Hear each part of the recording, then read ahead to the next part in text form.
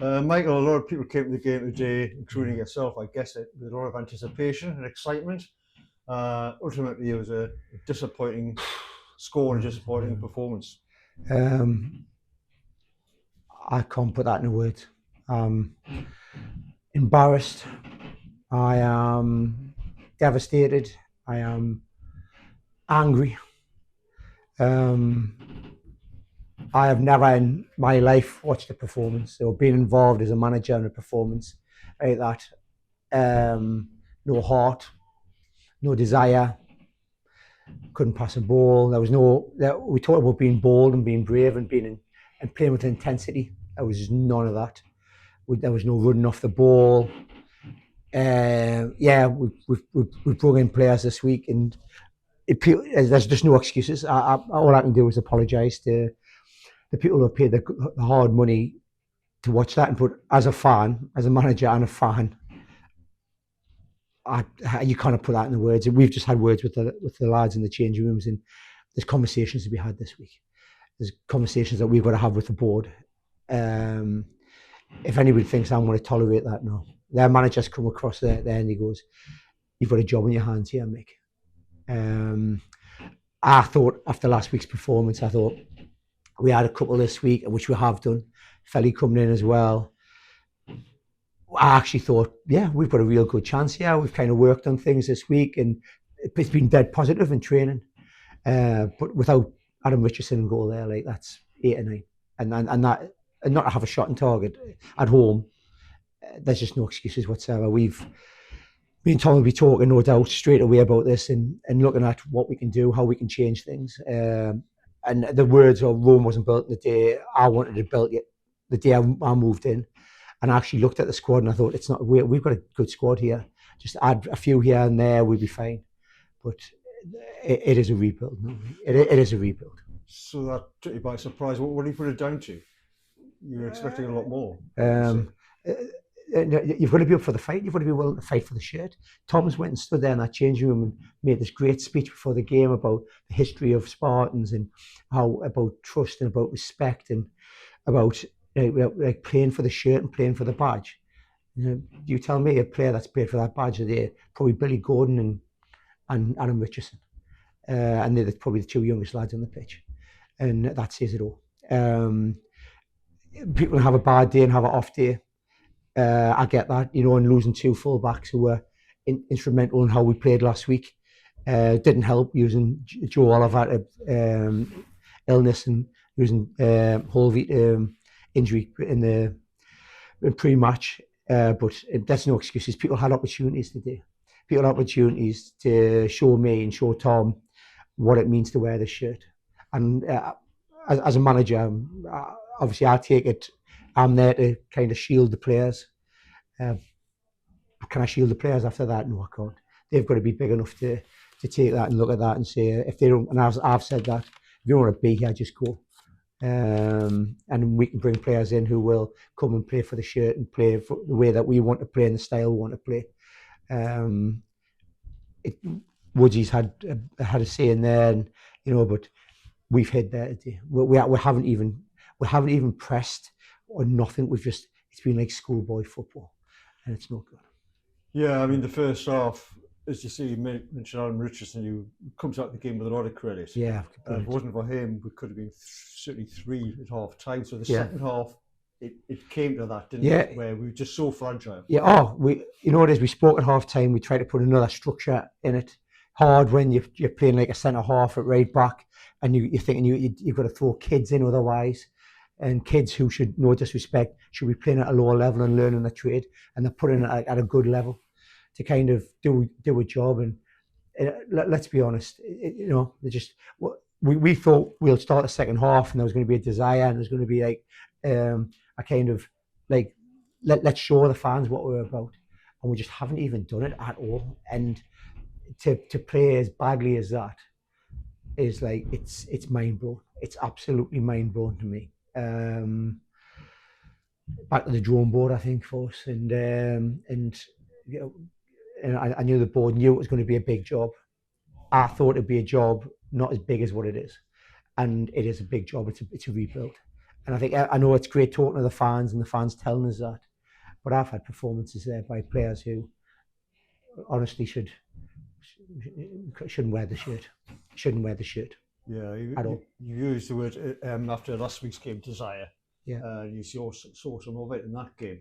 And today you said clearly that wasn't there, or the character, if I may suggest. How can you engender that? How can you get that into the players? Is it just down to them? It's down to them. At the end of the day, we can set. I could be Pep Guardiola standing here, but I'm working with players who are not going to show any commitment, any desire on a football pitch to play the way we want them to play. You haven't got a hope in hell. And I'm afraid today was a performance of being, there's not even a level for it. It was that bad. And people need to have a look at it. And the people are talking about hard conversations. They ain't hard conversations for me and Tom. We'll be having conversations with people and saying, I'm sorry, but you ain't going to wear this shirt, because it's about wanting to wear this shirt. We've got to go to Macclesfield, who are flying high after that performance. And we're relying on young lads like Billy Gordon and stuff to kind of show us a little bit of design, a bit of heart. My word, we've got seasoned players in that changing room, and we need to show some. We're in the mire for a reason, and I thought it would be a case of coming in, few players in, me and Tom get it right in the change and on the training ground, and we'll be fine. Yes, we lost 2 fullbacks, and we've had to change the structure, the way that we'd worked on for nearly an hour on Thursday. I get that, but it's about just wanting to win a ball, wanting to win a challenge, and playing the front foot, and we haven't even shown that, and I cannot accept that from anybody in this squad. We should be showing the fans what we're about, and we spoke about that before the game. Like, we had a really good travelling support last week, and we got beaten. I'm devastated, but we could have went in 4-1 at half time up, but we haven't even had a shot on target today at home in front of that many passionate fans. They must be going away thinking, I've just wasted my money, I've wasted my afternoon. Yeah, so short week until Macclesfield game, as you said. Yeah. I mean, what can you possibly do to really sort of change it around by then, or is it a longer-term project? It's, to me, we need to avoid relegation, and at the minute we are favourites to go down.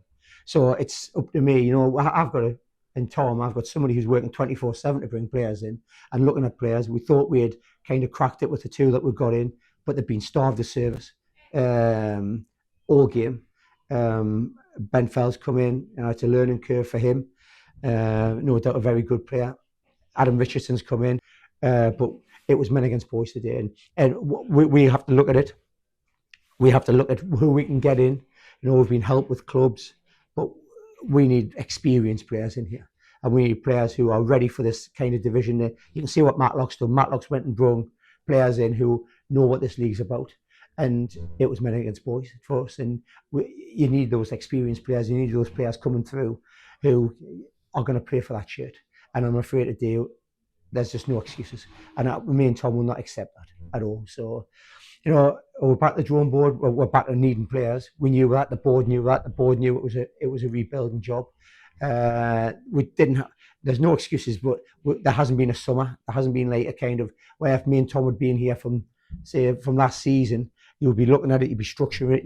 You'll know what you need. This is by Spartans. Players would buy into it, and we would start the season on a high. I've come in later on in the season, and you're trying to do a pre-season 3-4 months into the season, and it's very hard for us to do that, and I'm lost for words. I will be honest here. I actually thought we were going to win today. I really thought we would have put a performance in for the fans that people would have went away and went, I want to come back.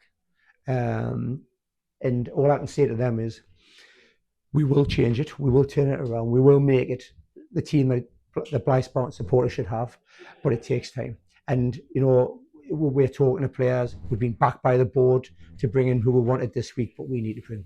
It's apparent to everybody there has to be a complete change. You're looking at the bench, and you've got young lads on the bench who are learning the game. You haven't got those seasoned players who can come on and give us that little bit more. And and we're trying our best to do that. But this is. I thought I could turn it around in a couple of games, but Paul Daniels couldn't do it at all. He just couldn't do it. There's just no. Somebody said to us, "Oh, well, you and Tom should be able to go out and get players." And I said, like, it's not like I'm Santa that we can just have a big bag of players and go, "Oh, there you go, Mick and Tom." There's some players in to kind of build your squad. It's a process. And, it's took us from nearly 2 weeks to kind of bring players in, and that's how long it takes to bring players in from Gateshead, from South Shields, etc. There's players who don't want to buy into the project because they look at it and go at the bottom of the league, and we need players with that desire and those players who want to wear the badge and want to play for it. Yeah, Michael, I appreciate your openness. Thank you very much. Yeah, thank you.